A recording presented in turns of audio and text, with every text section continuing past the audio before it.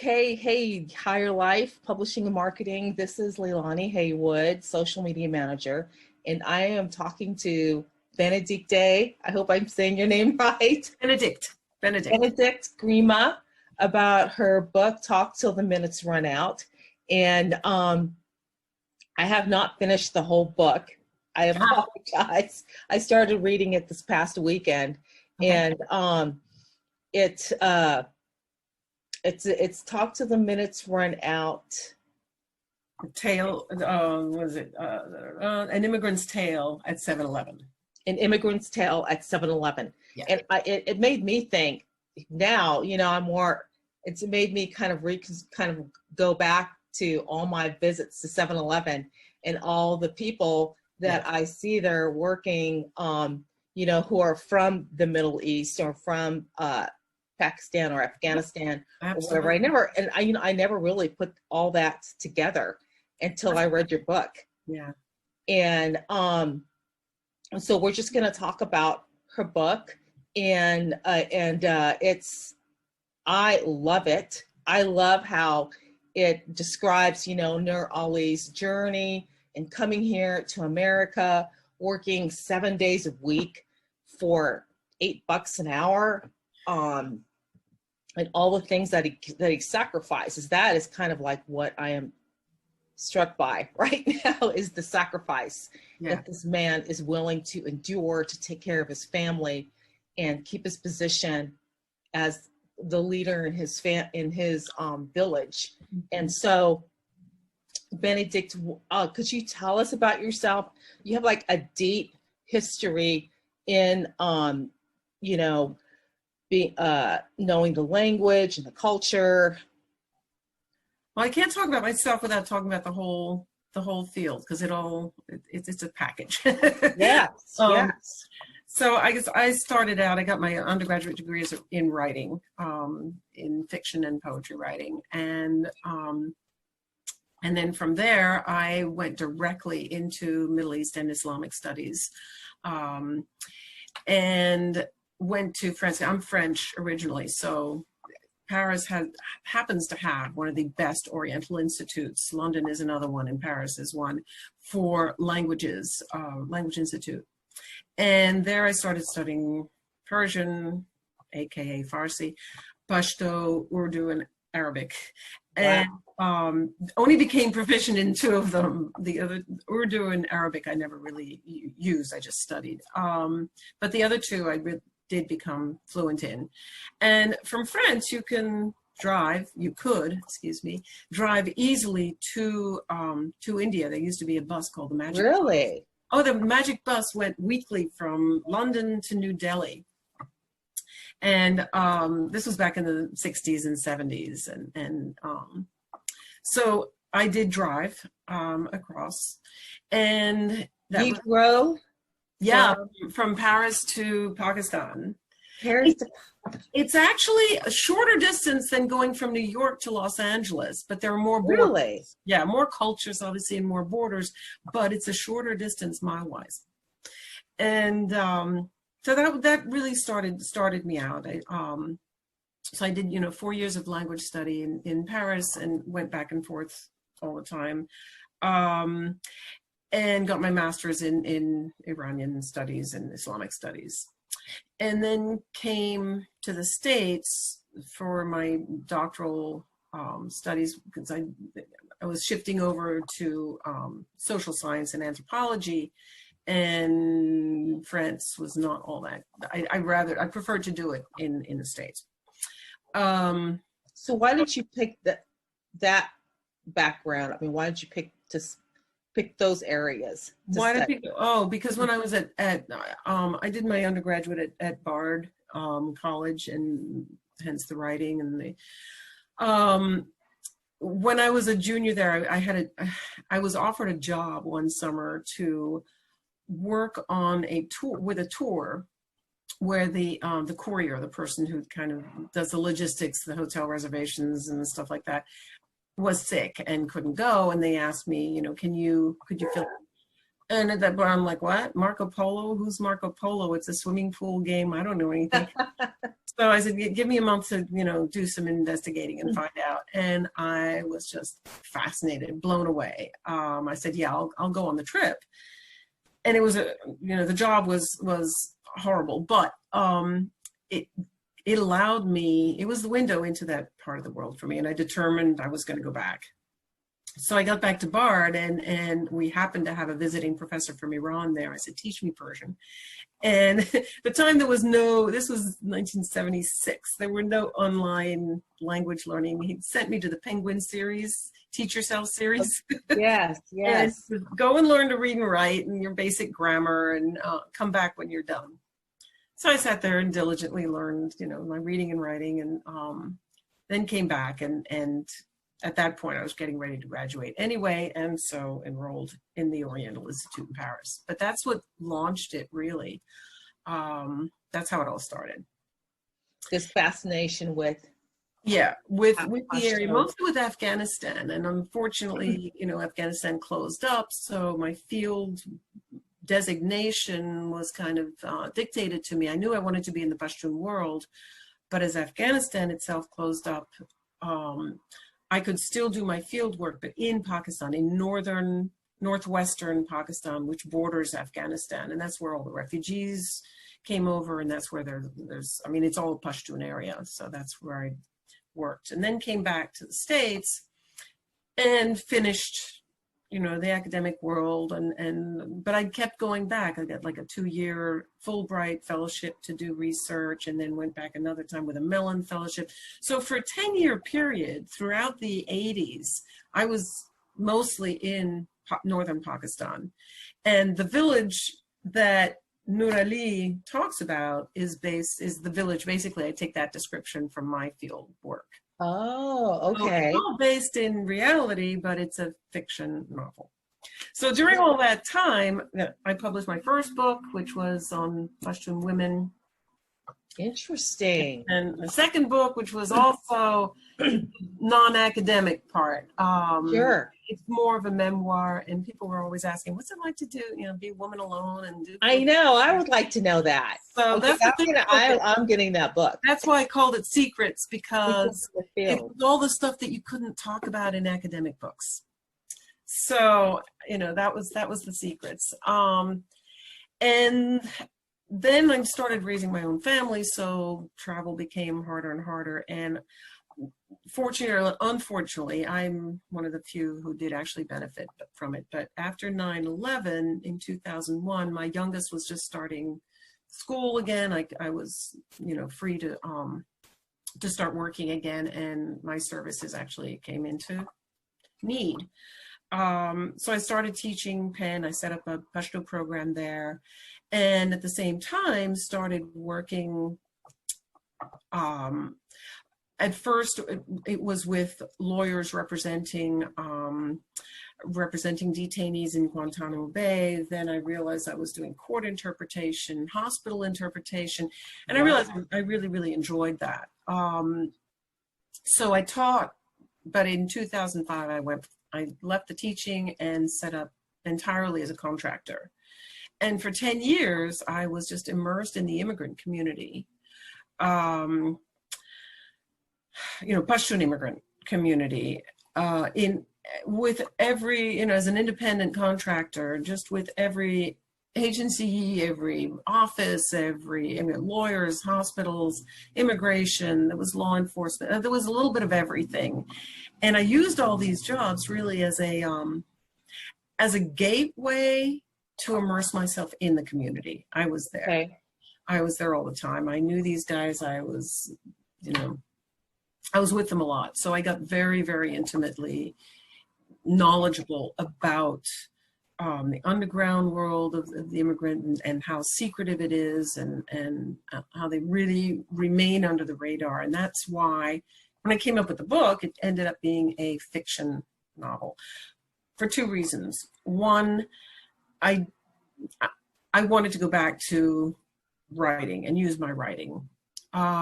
Two, I thought, somewhat erroneously, but I thought that fiction as a novel would be more widely read, more easily absorbed, easy to read, even though the information is still all there. So I Sure. wanted this fiction novel, and I also wanted to retain the complete anonymity of the characters, just because of, you know, their desire to remain that way, and hence a fiction novel.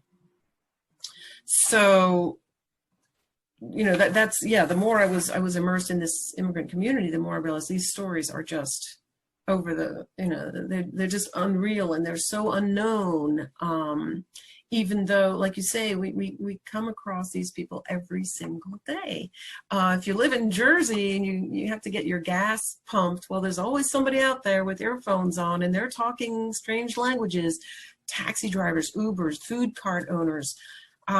They're everywhere in our lives, and we just don't see them. Right. So I thought I just wanted to make this known. I really wanted to get it out there in the form of this story. So the character is really, he's a composite.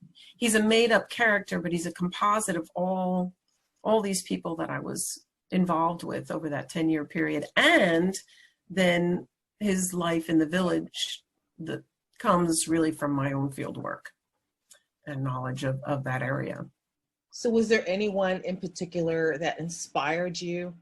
Like, or was like, well, you said like there was a composite of people that that comprised Nur Ali. Because I mean, I'm thinking right now of this gentleman that works at a gas station, you know, down the road. I live in Kansas City.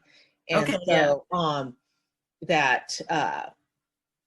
see him every day, you know, and I mean, that could be Nur Ali, right? Exactly. And that's what I wanted to do, was just bring that awareness. I don't know if you read the prologues at all, but it talks about the exile community and how they function, how they live here, as well as obviously Swat Valley, and that's the reason the book is spurred, if you want, by telephone conversations is because, one, they're so often on the phone. I mean, I would sit with people and just kind of sit and wait for the conversations, and they'd be holding these double conversations, one with me, one with family members back home, and or with other people in the community. And that's what I try to bring out, is that that constant phone conversation, which is how lives are led.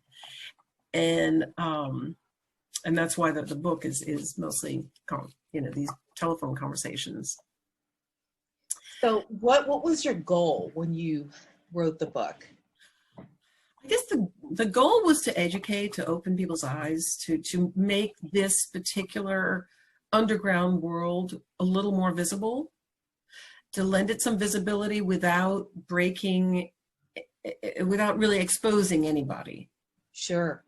That was very important for me, not to expose any one person. And that's why I say he's a composite. He's a made-up character that brings in things that I observed, conversations I sat in on. It's based in reality. It really is based in reality. Well, and I love how you humanize, you show like respect for the Muslim religion in it.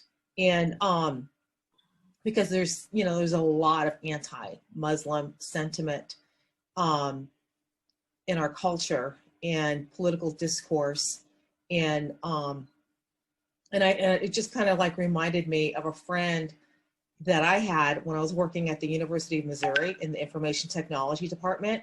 Mm-hmm. Her name was Ozra. She was from Iraq. Mm-hmm. And brilliant woman. And she said that her dream was to work for NASA, but there was no way that they would even let her, I mean, because of being from Iraq. It was like an automatic. Well, that's the thing, that you have, there is a genre, literary genre of what we call immigrant literature. And I'm going to say that it was a pretty definite break prior to 9/11.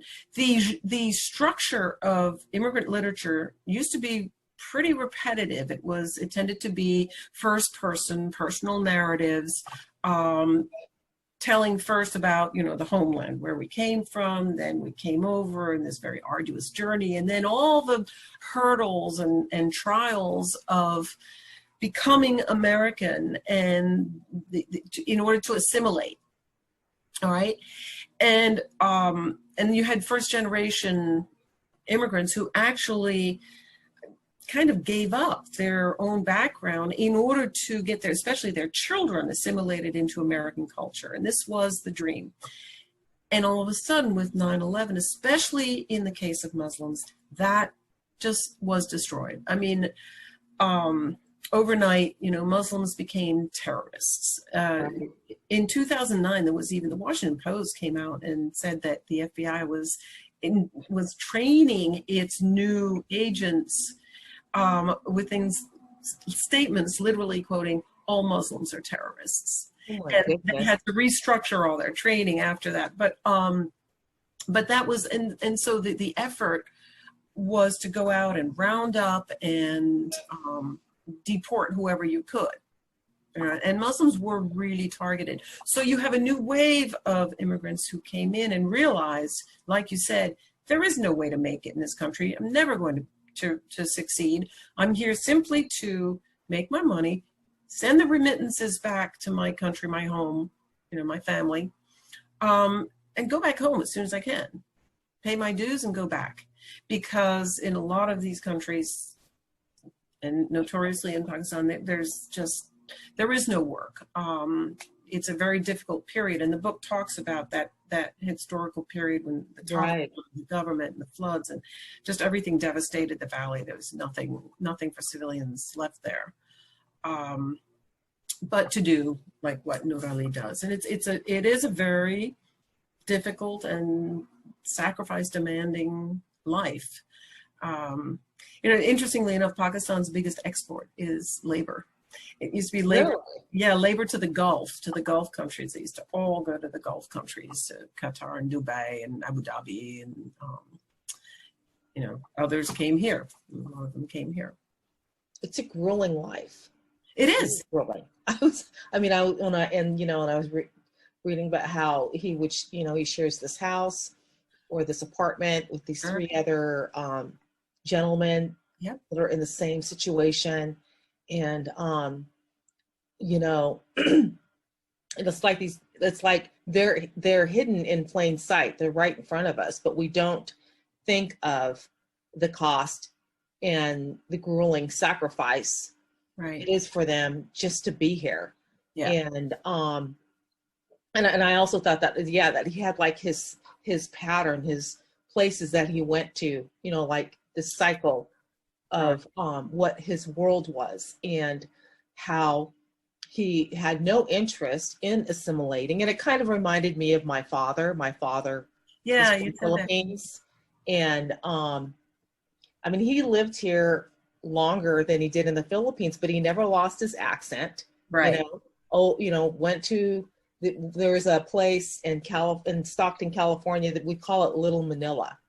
And that's where he lived. It was, a couple blocks of just Filipino restaurants, apartments where they all lived. And that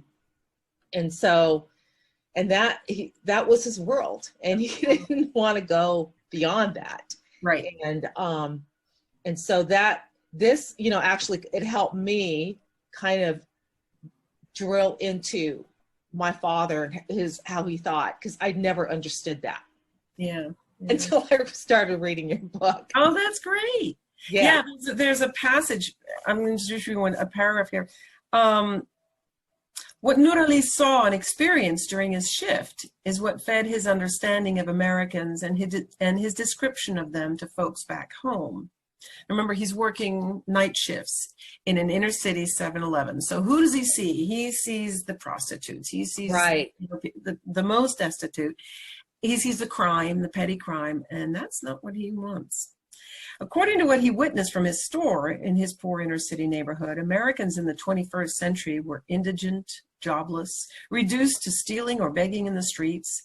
This was definitely not a place he would recommend that anyone from his family come to find viable employment. And he certainly saw nothing in this society that made him want his daughters there. He felt hated by Americans, and he hated back. There would be no breaking of these barriers. But he neither consciously wished nor inflicted harm on anyone. He just knew he had no desire or tolerance to be one with them. So he kept his focus on returning home. Wow.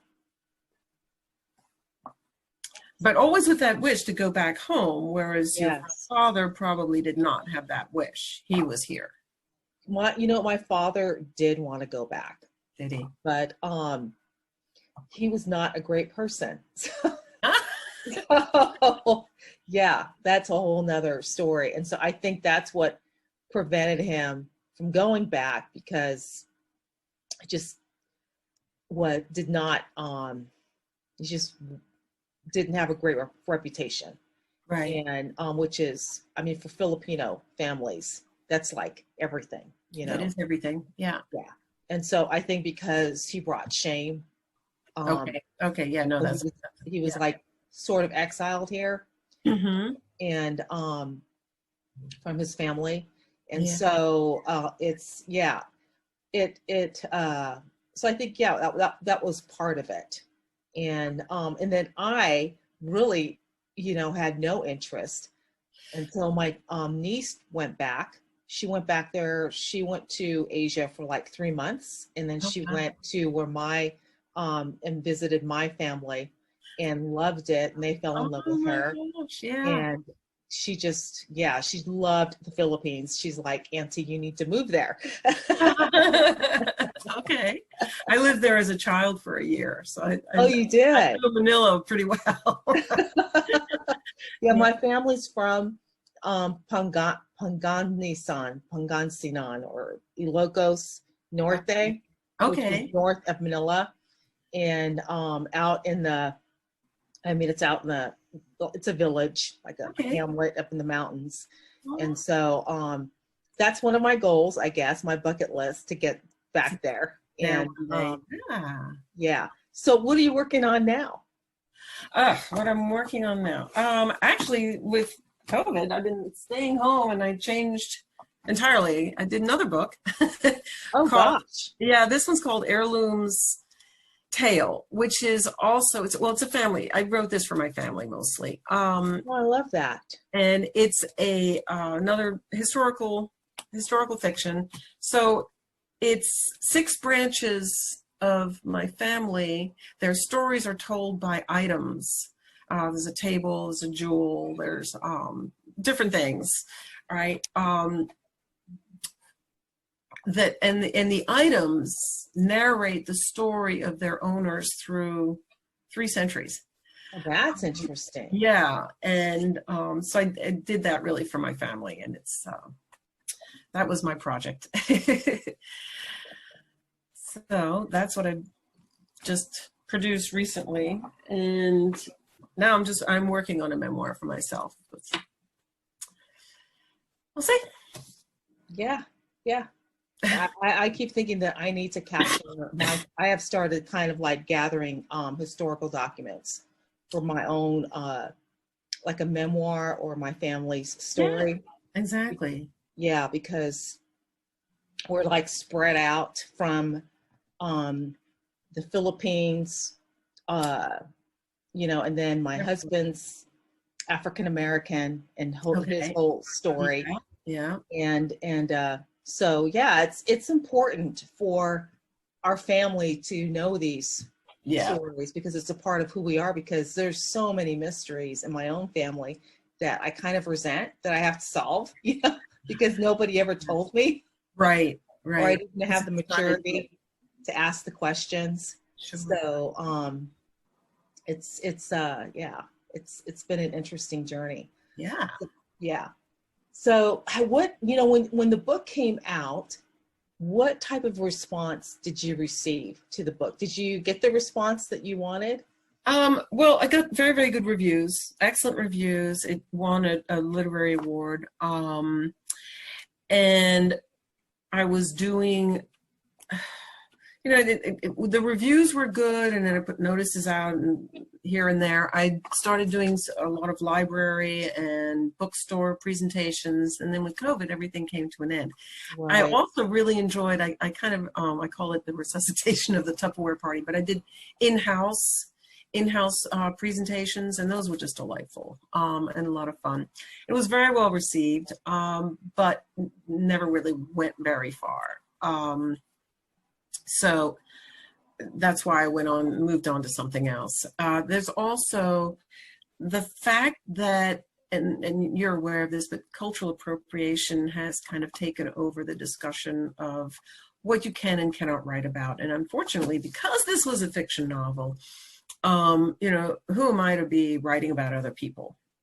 I'm not Pashtun, right? So even though I may have, what some recognize as expertise, I am not native of that culture and have no real right to be writing about it in many people's eyes. So I think the book, had I stuck to more nonfiction, standard writing, I don't know if it would have done any better. It really hasn't gotten out. So I just kind of say it's over, move on. There are many reasons that it just hasn't, flourished. So time wasn't right. Also, people aren't really looking for that. But with COVID, I mean, it's just not a popular topic.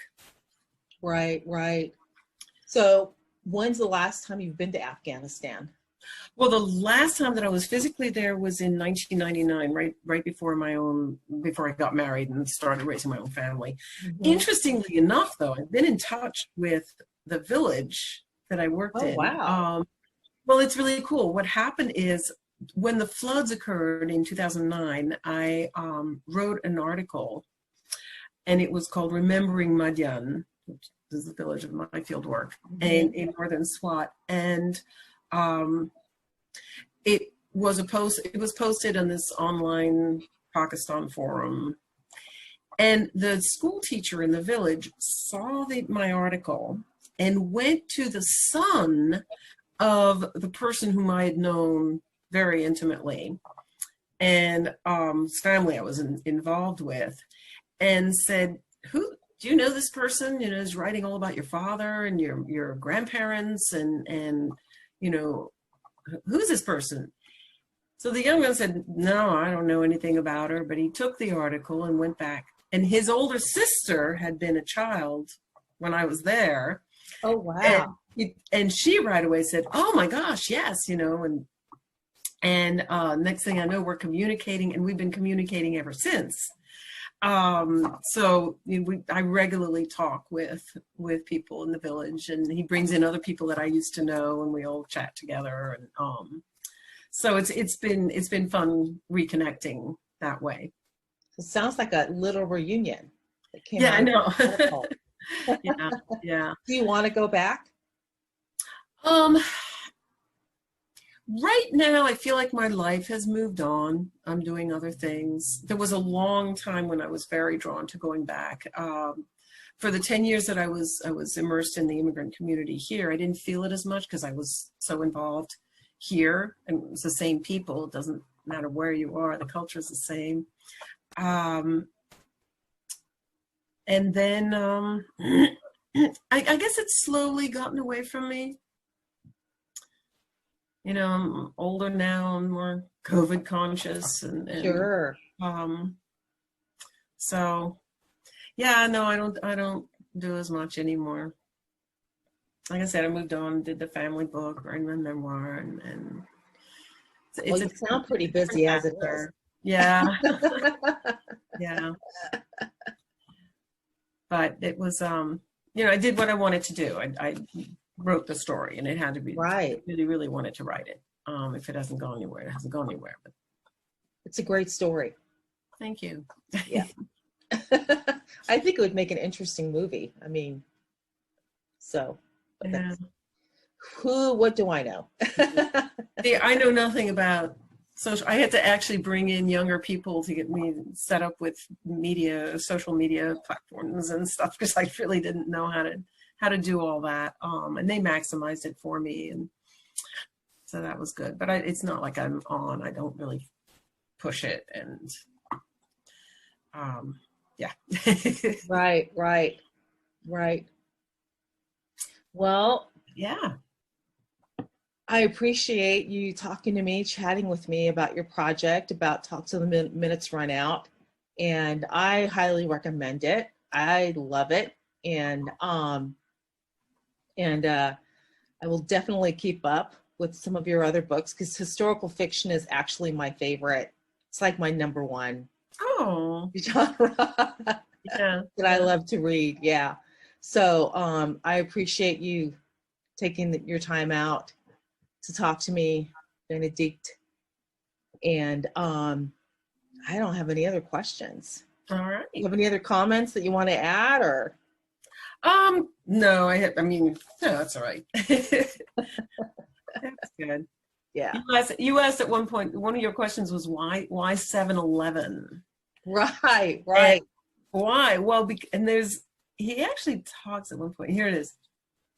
Nur Ali had fallen in with the 7-Eleven group and was perfectly content there, convinced it was the best job for him. And each time a young man arrived from Swat, because he's an old man and he's respected in the community and people always come to him, he's the job finder for lots of people, all the newcomers. Nur Ali described his job to this newcomer. 7-Eleven is one of the greatest opportunities in America. There are thousands of stores in this city alone. And the bosses here, they're Muslim, Afghan, and they treat you well. They'll pay you cash and start you out at $6.50 an hour. But if you stay, they'll take you up to $7 fast. They're good people. So for him, this is the ultimate. He's landed the dream job. Which for us would be like the bottom. Right. Right. Yeah. Wow. Yeah. When I read that, I was like, wow. That's why 7-Eleven. That's why 7-Eleven. Yeah. And why so many other places. Yeah. Yeah. And it's funny because different ethnic groups dominate different aspects of the economy. Like yes. The motel industry was for a long time dominated by Sikhs. The food, but Pashtuns tend to really favor the convenience stores, the food carts, and then the taxi driving. Yeah. Yeah, my father was a farm laborer. Okay, yeah. Which he resented because he had a degree, like in accounting, but he could never find a job. Yep, and that is typical. I've seen people come here with very high degrees, having held political positions, etc., and working as night watchmen, guards. It is humiliating. It is degrading. Absolutely. Yeah, that was part of his struggle, is that he did not take that well. Sure. Which I think a lot of people, when, because I guess the owners of the store one was a lawyer and the other one was like a doctor in the 7-Eleven. And no. I don't really go into what they do besides owning the store, but the interesting character with them is their son, because they are an example of first generation who wanted their son to become completely American, and the son kind of embodies that, an entire generation of children of Muslim immigrants who found themselves really unrooted, unculturalized. They're semi-American, but they're not accepted by their American peers, and who ended up being recruited a lot by Al-Qaeda, as this young man is, and there are conversations between Nur Ali and him. So everybody kind of represents a sector, and then nothing is just frivolous. Right. So he represents that, which is a huge portion of young Muslim Americans growing up here, who felt just misfits, and they were very easily recruited by Al-Qaeda. Right. They're vulnerable Yeah. Oh, yeah. to being radicalized. I mean, even like Americans, you know, who Absolutely. feel locked out of the American dream. Right. Yeah. So. Yeah. Yeah. It's not a happy book. It's not a happy But book. it's true. But yeah. It's true to the situation, you know? Yeah. Yeah. So, yeah. Well, thank you. Thank you. All right. Will I be able to see your end product? Yes. Yes. Okay. Okay. All right. Thank you so much. Thank you. Bye-bye. Bye.